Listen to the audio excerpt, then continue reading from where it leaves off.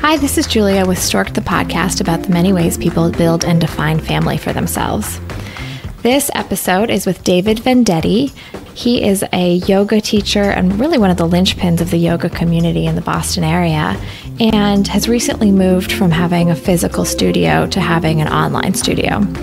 I wanted to introduce David because he has such a beautiful example in his story about building and rebuilding family outside of the construct of the family that you're born into. There's a couple things about David's story I want to point your attention to. One is that he has this concept of birthing yourself or parenting yourself.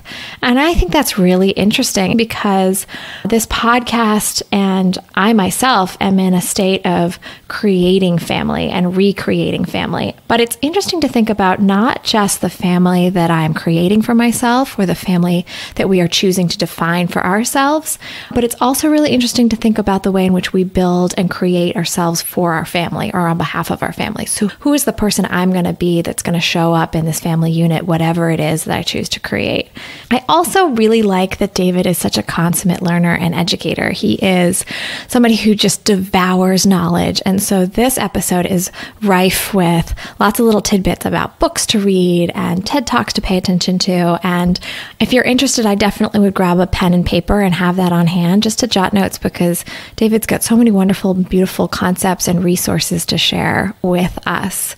And finally, he has the most gorgeous description of a romantic partner I've ever heard. I wrote it down. I actually started tearing up in the moment, and I hope you enjoy it. So here is David Vendetti. I am so pleased to introduce him. When I launched this podcast with an expanded articulation of thinking about family, one of the first things that came to mind was the moments that I had felt a family experience in my life that were outside of my nuclear family, that was outside of the people who raised me and the friendships that I'd created. And one of the most meaningful places in my journey has been this yoga studio that was the heart and soul of the yoga community in the Boston area. And that was founded and run by David Vendetti, who is here with us today. Mm-hmm. And so I asked David, can you talk to us about the process of creating family both in and outside of the studio? So David, tell us a little bit about your journey. You have so many monikers, so many slashes in your definition of self. Tell us who you are. Sure. First of all, thank you so much for having me here. It's a pleasure to see you after all this time. I'm excited about the evolution of your work and so glad to be participating in it. I do want to say that, of course, South Boston Yoga was something that I founded, but I founded it with my husband at the time, Todd Skoglund, who is also in the process of now recreating himself. And I think if we start kind of at the beginning, like who am I? Who am I? Who are you? It's possibly the most broad way I've ever introduced somebody. Hello, who are you? Right. I apologize, but I know you can handle it. I can definitely handle it. So, let me handle it from both sides. From the yogic spiritual side, like the who am I is, at this point in my life, really an observer of all that is arising and passing away with limited attachment to reactivity, which I think is really important. So I'm just kind of watching what's happening in my own mind right now. I'm watching what's happening in society right now. And then I'm asking myself if I can rest into the depths of my being and then from that take action that makes the most difference. So who am I is constantly changing. It's never defined. It's ever present with whatever's happening in the moment. And I just try to be the best example of what the moment can hold. So that's one kind of answer. But the other answer is, as a child, first of all, I was adopted. So, and I love my family, my chosen family, the family that raised me. I love them so much. And I am really very much deep parts of my mother and my father and how they caretake for other people. And then I've also met my birth mother, which was wonderful. And she's also an exceptional human being. I really like the word that you just used, chosen family. And it's so interesting that you describe being equal parts, your mother and your father, the two people that raised you, as well as meeting your biological mom. How did that adoptive experience shape your adult life? Did it have an impact on you? Yeah. And so therapists often wonder if there's a sense of not feeling like you have family or that you were given up, or that you weren't good enough, or that you didn't belong when you're an adopted child. And so that was kind of the first piece where within myself, I've always had this desire to create love, intimacy, family, community. Did that resonate with you, the therapist concept of adopted children, that you might feel a little sense of rejection or not being totally rooted in belonging?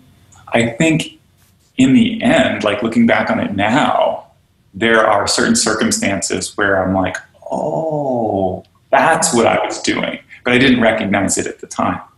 For example, I also went to a very prestigious school in like grade school, and I went to Milton Academy, and it was awesome. But I was massively artistic, and I was like making things out of wire, and I was making like pom-pom animals, and I was painting, and I was doing photography. And at a certain point, they were like, "You don't belong here." Right? Like that was literally the message I was getting from the teachers. And they talked to my parents, and my parents also told me, "You don't belong here." And this was a place I was kindergarten through 7th grade. So all of my friends were there, like my lifelong, hardcore, grew up together friends were there. And I think when that happened and I ended up going to a different school, that's when I really started pushing to create community. Right? That's when I felt like, oh, shoot. That moment of getting rejected from school must have been brutal. How do you handle rejection? Or how did you handle rejection? So in this new high school, I actually kept a journal of all of the people in my class, and I would write down how they were each day. If it was their birthday, if they were missing, if they were on drugs, if they got in a relationship. And it was just kind of this fun way of me like checking in and making sure everybody was okay. And I would put like little gifts in everybody's mailbox, like Hershey's Kisses around Halloween or whatever. And so I thought that was very interesting. Yeah, this caretaking a whole community, knowing you as an adult, I can see the seeds of who you are now in that moment of the Hershey Kiss. Yes. It's really interesting. And it's taken, it's taken a lot of interesting therapy moments with different therapy techniques, just to kind of reflect and look back and see that all of this has kind of built itself from the beginning. Because then I went to school for dance in New York City. And I mean, if you want to talk about a rejection career, that's a rejection career. New York is cutthroat, and they're constantly telling you, you're not good enough, you suck, you can't do this, you're a failure, we don't want you. Oh, the anxiety in my body is rising because my sister's also a dancer, and so I was witness to this. And while it wasn't happening to me, all of those moments of constant rejection and you're not good enough messages were something I witnessed, and it's, oh God, it's so painful. But each and every one that came, there was something in me, which I really have to credit my parents with, because they always like fully supported me, even if they didn't understand me. Like they were just there for me. I learned how to be there for myself. And I would rally every time somebody said, you can't, I would say, oh yeah, right? You can't do this. I'd be like, watch. Mm-hmm. And so I built that community in school. Like I checked in with everybody and I made sure they were feeling good about their grades and all this stuff. And I started choreographing and letting the choreography be not about the aesthetic perfection of dance, but about authentically being with a community of people and what we value. So my dances were about like, what do we value and what do we not value? And can we start to value heart and kindness and humanity? Big topics first. Right. Above like mechanical perfectionism. We do that. And then I got out of school, and in order to get into dance school in the beginning, I wasn't flexible enough. I actually got rejected from the program, I think 4 times before I made it in. And I had to take classes, all sorts of dance classes, but also classes for flexibility, because that was the main thing they said I needed to get. So I was doing yoga at the time, VHSs. Oh, wow. What a way distance from VHS to now teaching on Zoom in this pandemic time. Right? Technology has really changed. Right? Yeah. So I kind of fell in love with yoga then. And when I went out into the world after school and I was dancing and, of course, waiting tables, because those are the two that go hand in hand, I kept doing yoga. And I found that this spiritual side of yoga, or this deeper side, the meditation and the breath work, and also the feeling after class, was a better feeling than the feeling I was getting from dancing. where I started to hurt my body because I was tall and I was doing a lot of lifting. And dance concerts, when you're doing choreography, it's not one side, it's only one-sided. You're not balancing your body. So I was drawn more and more to it, and I eventually ended up trying to get my certification. Multiple times I would bounce between waiting tables and then going to a training, and waiting tables and going to a training, and I became a yoga teacher. I love these touch points of rejection and then recreating yourself and creating a sense of belonging in wherever you are. Let's talk about the creation of South Boston Yoga, because I'm very curious how intentional it was to develop a space that so many people ended up calling their family home, their outside family home. Yeah. I mean, I wish I could say that I had like a firm plan and I wanted to open a studio, but I actually really didn't. I was managing and teaching at Back Bay Yoga, which was near Fenway at the time, and has reopened now as Union Yoga with my friends Tim Kelleher and Emily Tivald. And so they just are reopening, so go take some classes with your mask on. And I was approached by the owner of the building that I lived in because his girlfriend had taken my yoga class, and they had wanted to put a yoga studio into the building that they were making, but it fell through, the people that were supposed to do it. So they asked me, they said, "We will build it for you. Wow. What an offer. Will you run it?" And I was like, how could I say no? But I think they didn't know what they were getting into. And I very much did. You know, when we first opened the studio, it was about celebrating the joy of being with your friends. Like, I invited my friends to teach. I was like, we've got this beautiful space to come together and deepen our understanding of this amazing process of yoga that has been opening our hearts and opening our minds for many years. And we can share this with our friends and family. That was kind of the birthplace of South Boston Yoga. And we were in that small space for, I think, 2 years. It was maybe 1,000 square feet, and we outgrew it very, very quickly. And we moved to the larger space. And what I should say is we've never had any financial help. We've never had any backing. We've never had any money. And so what I did was I taught a teacher training at Back Bay Yoga that made just enough money to open South Boston Yoga. And that gave us just enough money to open the big space, which was 10,000 square feet. It's a lot of yoga space. Right. Yeah. And so, yeah, there you go. So that's the origin story of this wonderful community environment. Mm-hmm. And you created that with a partner at the time, with your husband, Todd. Yes. Yeah. What is it like to go into business with somebody that you're married to? Tell us about how that evolved, because I know the relationship changed over time. Yes. I mean, my advice, I think anybody's advice that runs a business with their loved one is, please don't do it. Yeah. But there's certain things that are beyond our control. Like, the studio is so much more successful than what we were doing outside of the studio that we just had to pour ourselves into it. I mean, it's kind of like COVID now. It takes a microscope onto what you're doing and how you behave with each other, because you see each other every day. And so in that moment, you either grow and evolve together, or you realize that there are irreconcilable differences. I can't regret for a moment. And Todd is an absolutely incredible man.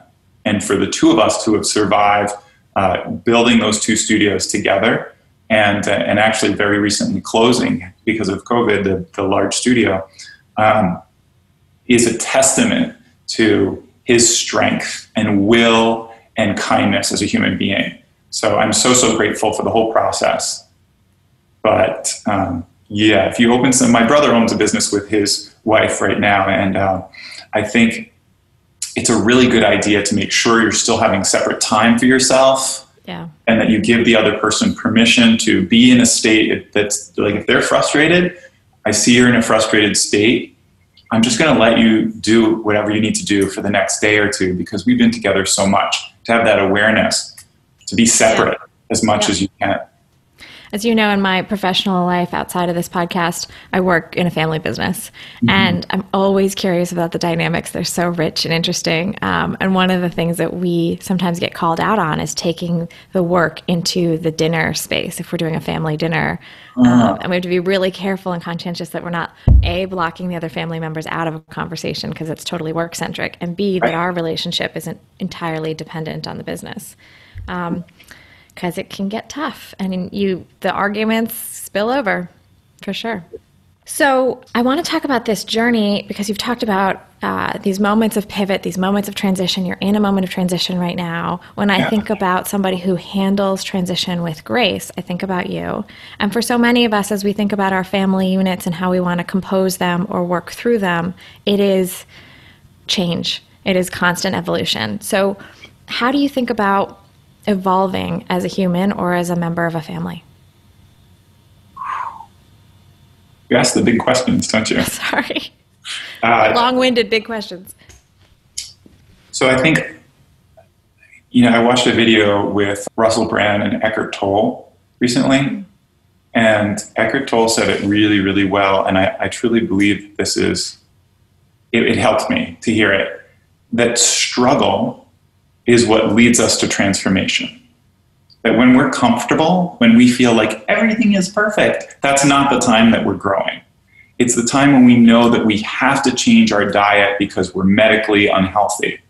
That it's a terrible, horrible, challenging time. And if you do it, you become brilliant. It's that moment when you have to rehab an injury. It's that moment when you divorce somebody and you have to start your life over and you're crying and you feel sick to your stomach and people are abandoning you and you have to start your life out of cardboard boxes again. But that's the moment that you actually, you're like 2.0 yourself, Yeah. You're like, who am I? You weren't just starting your life over clean break. You were starting your life over post-divorce while continuing to run the business with Correct. X. Correct. And so which is charged, yeah. I mean, that kind of led me to almost like a full nervous breakdown. Brene Brown calls it a spiritual emergence. But I actually Googled several times over the past few years what it means to have a nervous breakdown. And what it means is that the amount of stimulus is more than you're capable of handling at your current level of consciousness. Wow, that's one of the most interesting and maybe generous definitions of nervous breakdown I've heard. It does resonate because we've all had those moments where we've just got way too much stress or anxiety or fears or whatever it is piling up and it becomes unbearable, it becomes hard to handle. Or at least I can resonate with that idea of being so overwhelmed by all the things that are happening at the same time that you simply cannot handle it anymore.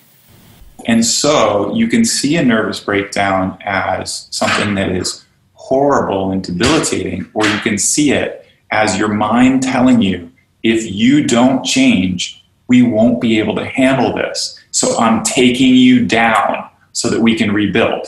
That's literally what happens. Everything that you're doing isn't working for you. So your body, your mind, it shuts down and it says, if you're not going to stop and re-examine this, we're going to stop you so that you can do it. And having that perspective means everything. It's amazing how much our bodies know how to take care of us sometimes if you just let them. Yeah. So in the moment of transition, particularly the difficult transitions or the moment of nervous breakdown where your body is saying, I need a stop and a reset, what are some of the tools or techniques that you use to move through that? Mm-hmm. So the first one, and it's just the most brilliant one, is it's not personal. Right? If you think about all the people that have gone through a breakup or had a divorce or worked with their partner, there's millions and millions of them. And so in that moment when you realize it's not personal, be transparent. Tell your community, tell your family what you're going through, tell them how you're feeling. And even though that vulnerability is going to be really challenging, what it means is that people can respond to you and they can say, I too went through that. And then you're not alone in your experience. But it's when we hold it all inside and we don't share what's going on for us and we do take it personally, that's when we can really go to some dark places. Were you able to lean on a community that you had built in the yoga world to support you? Or did you feel like, because I've built this, I've got to always look professional? I mean, both. So, for example, when one of our teachers, Gabriel, committed suicide, it broke so many of us. And it broke me because really I was a mentor to him. He was a fire spinner. He was a massage therapist. He was a yoga teacher. And he was really just learning, I think, for the first time in his life, how to thrive and how to really have extraordinary joy. But I didn't know that behind it all was a lot of crippling pain. And when that happened, I remember putting the singing bowl that I had, which was the resonance of the heart. You know how they say each note resonates with a different part of the body? The resonance of the heart. I put it on top of his coffin before they sent it down. Oh, God. And it was only like just a year or two ago that I purchased another one. And I felt like I got a piece of my heart back. But at that time, I had the wherewithal to practice with my teachers, to take their classes so that I wasn't just sad. And I actually remember on one day saying to two people who were in class, will you put your mat next to me? And one went on this side and the other one went on this side. And we practiced together and I just cried the whole class. I said, I'm okay. I just need to know that you're here. Yeah. And so building a community that was heartfelt and connected and vulnerable and honest with each other gave me such a beautiful way to connect at the times that I felt like I needed it the most. That, to me, that moment of having literal love and support surrounding you with the yoga mat, to me, that's the definition of family. That's the definition of connection and having that unconditional love in a difficult time. Yes. It's hard to continue a conversation after that moment because I'm just struck by the visuals of these intense experiences. I'm really curious. You told me at the beginning of this conversation that you have a very personal definition of family, one that may or may not be shared by others. Can you share it with us now? Yeah. So, I mean, growing up as a gay man in an adopted family has really led to some fascinating thoughts about what is good for you. And I think at a certain point in your adult life, I mean, this is true a lot of times for people who suffer with addiction. You have to ask yourself, is my family helping me? Are my friends helping me? Yeah. Or are they actually causing some of the problem? And then if I'm going to surround myself with the people who support me, who will help me to evolve and grow and be the best version of myself, who are those people? Yeah. And so my definition of family is the people who love and support you unconditionally, even in the moments when you're falling, even in the moments when you say something stupid or do something stupid. They say, you know, we are family and I love you and let's have a conversation about this, especially during times of racial inequality, right? If I say something stupid, like you just tackle me, like take me down, have the hard talk, make me uncomfortable, and then help me be a better man, right? And so that's my definition of family. You have to be willing to struggle with family, but they also have to be family that is healthy for you. Byron Katie has this thing where she says, these are life myths.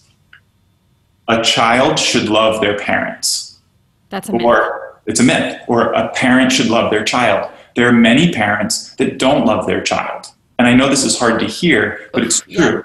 You know, because there are some parents that never wanted a child.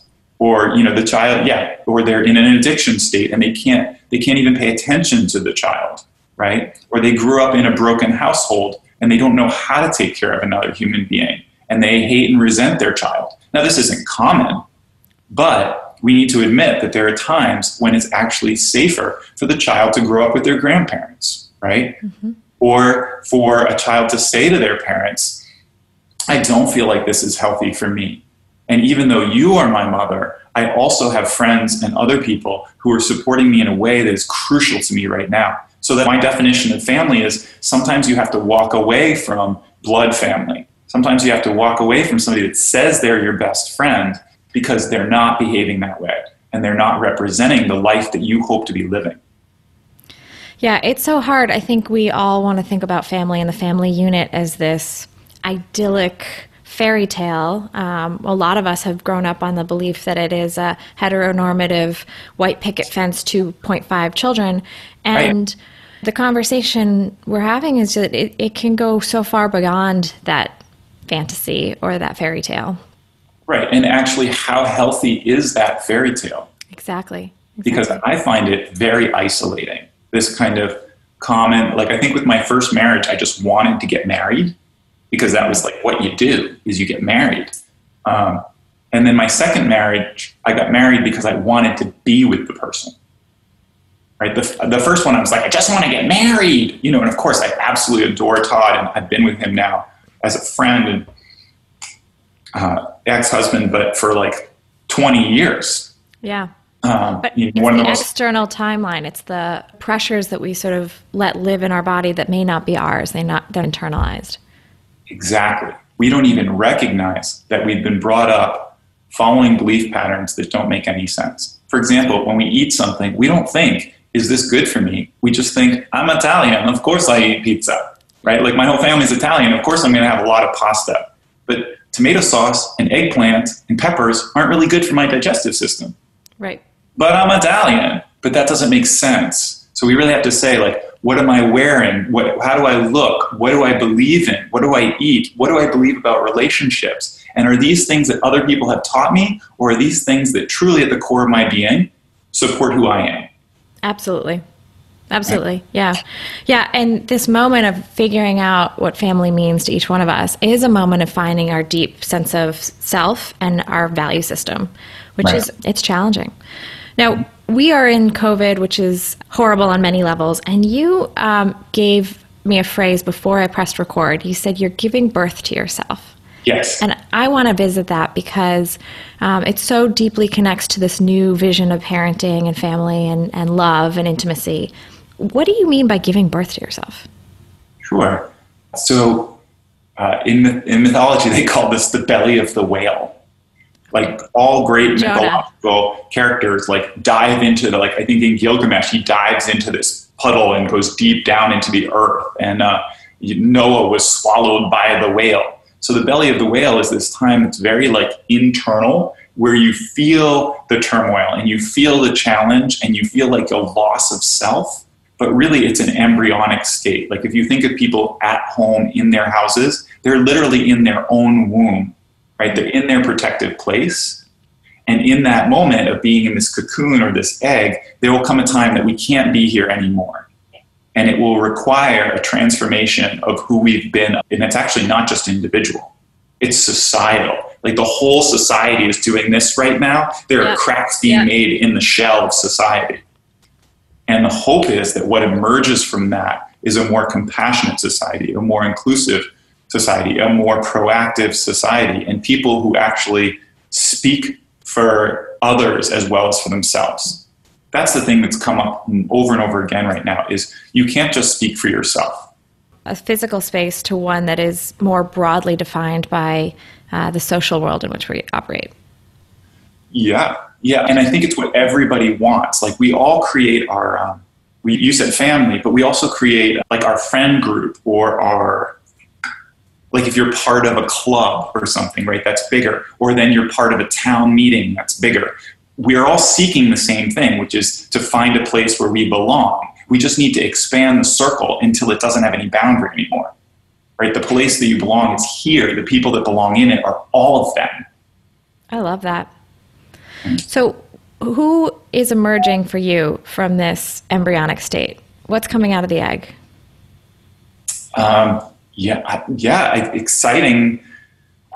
Exciting things are emerging for me. It's been a huge struggle. I'm a total community person. I've been in my home most of the time, kind of isolated, just me and my husband and my puppy.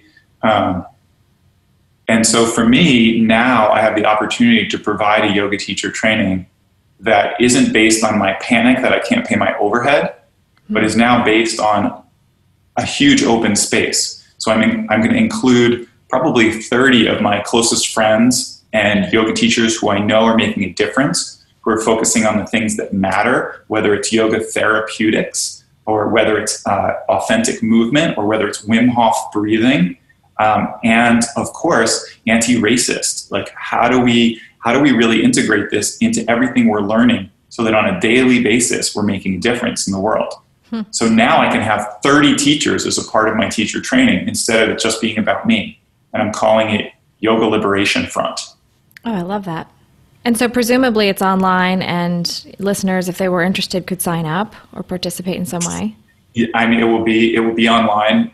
By September, I'm going to put an incredible amount of curriculum out there so that you can really feel confident in being a teacher. But also, if you don't want to be a teacher, you can strip away the teaching portion. You can just do a self-immersion.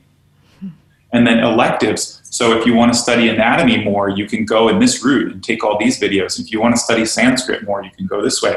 If you want to study social justice, you can go this way. So I just want to have almost like a yoga college out there. It's fabulous. One more question. Are you and your partner, are you guys thinking about creating a family with children at all? Or tell me about the future of that family unit. I definitely wanted to talk about that a little bit. So Brandon is my unicorn. He is the mythological creature that I always believed in. I knew it existed. And when I first met him, he was hipster chic. He was so cute with his glasses. And I think he was wearing like a plaid shirt that matched his belt, that matched his shoelaces. And we laughed during dinner. And after dinner, I said, "Do you want to come back to my place?" And he said, "I didn't think I was your type." And I literally said to him, "You are what I was hoping to find all my life and had given up hope and didn't think it existed. And I can't believe you're real." And we didn't separate from that moment. What a beautiful form of love. And expressing that verbally is incredible. So cute. And our relationship has evolved, and I think it's important to mention that when I was in my first relationship, I very much believed in the monogamy that I was taught growing up. But in my second relationship, I realized that I'm a very, very intimate person. And it's never been about sex. It's not about like having lots of sex, but it's about being present with somebody when they need to cry on you, or being present with a friend who needs you to walk on the beach with them when the sun is going down, and have your partner recognize that you can always be 100% who you are as a human being with all of the people who need you in your life, without drama, without chaos. And so we've been examining what it means to actually allow both of us to be who you are in the moment that you're in, and support each other in that. Okay. And then have a discussion around it. Like, how are you feeling now? And what would you like to do? Because I don't think that many people give themselves permission to have best friends when they're in a married situation. They're like, "Oh no, there's going to be envy or jealousy." There shouldn't be envy or jealousy. My husband is like, "I'm at work. Thank goodness you're having lunch with, so-and-so. I can't be there for you right now. And I think you're both amazing." We expect our partners to be everything sometimes, and they can be most things, but right. It's very hard for one person to fulfill all your needs. And it's not fair. It's not fair at all. And one of the books that really helped me with this was the book, The Ethical Slut. Oh, and even though growing up, the word slut, I'm like, "Oh no, I can't handle that word." It is a brilliant book about having clear boundaries. And I can give you like an example would be if we were going out to eat and the waiter was being flirty with my husband, and he would be like, "Oh my God, I'm so embarrassed." And I'd be, "Don't be embarrassed. I love you. You're a beautiful man. If other people don't recognize that, they're crazy. Do you want to get his number? Because we could use friends that think you're amazing because you are." Right? And then he's like, "Whoa, I can have friends?" Like, yeah, you can have tons of friends. You can have a family. You can have a community. So back to our original question, which was, do we want kids? At this point in our lives, I think very much our jobs are tenuous. We don't know what's happening. And we wanted to make a conscious choice if ever we made a choice to have children. So I think if we did have children, we would have foster kids. Because those are kids that are already out there who need love and support. Yeah. And I would love to be that. But I also feel like I've been a parent to so many through teacher training. We've run over 50 teacher trainings over the last 12 years. And many of those people still call me for love and support and advice on what they're doing. That's a great description. And I think the word parent is really interesting here. I want to press on that really quickly. Yeah. When you say you've been a parent to so many, tell me what that parenting looks like. Tell me what parenting is defined as for you. Okay, so two things. So sometimes in teacher training, it's the first time people are held accountable for their behavior. Interesting. And it's not my job to correct somebody or shame somebody or even fix them. But what I can do is I can just be there for them to express what they've been feeling all along, and also to reflect it back to them. So to say, I see what you're saying, and do you believe that that's something that will support you moving forward? Right? Like they might say, I hate you right now, and this is stupid, which is what like a teenager might say to a parent. And I can say, I see what you're saying, and I resonate with that because I felt it before as well. How can I help you in this moment? And maybe that's the first time that somebody said, how can I help you, without running away, right? Or without pushing back. And so I can be unfailingly there for people. I think parents are Zen geniuses because they already have that observer state of being. Like when a child comes to them and they're freaking out and they've scraped their knee, and the kid goes, oh yeah, I'm dying, I scraped my knee. The parent doesn't go, oh my God, you're dying, you scraped your knee. That would be ridiculous. They hold the space, yeah. Right, instead you hold the space. But we do this all the time in society with our bosses and our coworkers. They come to us and they're like, what you just wrote, like article number 5, this is terrible. And then we say, you're terrible, I hate you, I hate this business. Instead of saying, I understand what you're saying. Let me take a look at it. And I'll get back to you. And that's going to be so much more peaceful for you, and it's going to be so much more peaceful for the other person.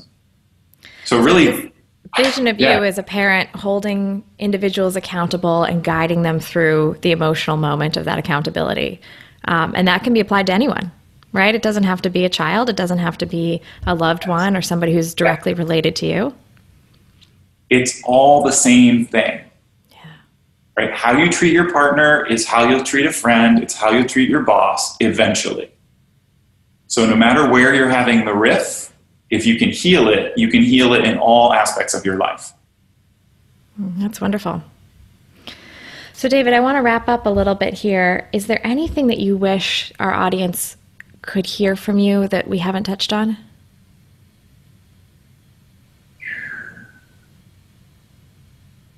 Yeah. Right now, we're at a time when you can't think about changing. You can't say, I've been thinking about that. I've been trying to be better. You have to be better. We're at a time of civil rights movement, right? Radical justice for people of all backgrounds. This is not the time to say, I've been thinking about being inclusive. Because if we're going to create a state of belonging for all people, we're going to have to create it for all the people in the world. It can't just be for a small group of friends. It can't just be for your family. So Valerie Carr, I don't know if you've seen her video on TED. No. It's about radical love in a time of hate. She says 2 things: to wonder about other people, right? Not to be reactive, but to wonder. I wonder why this is what you're bringing to the table. I wonder what's happened to you that you feel so angry. And then to treat that person like a friend or a family member that you haven't met yet. Hi, I'm David. It's so nice to meet you. Tell me all about your day. How are you doing? And so those are kind of the things that I would leave you with, is that we have to make active choices to support the whole now. And we have to exist in a state of wonder with all the people in it, feeling connected like friends and family. So I love that we almost ended with your definition of parenting, which was about holding a community accountable. And then instead, we left off with you holding our entire audience accountable for some very, very important work. That's awesome. That's what it is. Thank you so much, David. If our audience is interested to learn more about the work that you do or to find you, where can they find you? My website, davidvendetti.com. You can find me on my website. And you can also find me where I'm doing classes, which is on union.fit under David Vendetti. And I'm offering ball rolling, self-massage classes, meditation classes, workshops. The teacher training will be there. and I do 2 or 3 yoga classes a week with my husband, Brandon, who's a riot. The two of us dance and we play, and we also work really hard. So if you want to have a transcendental, hilarious experience, you can come find us. I have been in your yoga classes, and I can say that they are incredible. Thank you so much, David. I appreciate you. And we're Thank you, Julia. If you missed David's website, it's davidvendetti.com, and you spell Vendetti Vendetti, davidvendetti.com. Thank you for listening to Stork'd with your host, Julia Carroll. This podcast is changing the conversation around the ways people define and create family. For more information, visit storkedpodcast.com to sign up for our newsletter. And while you're there, leave us a message describing what a modern family means to you. That's STORKD podcast.com.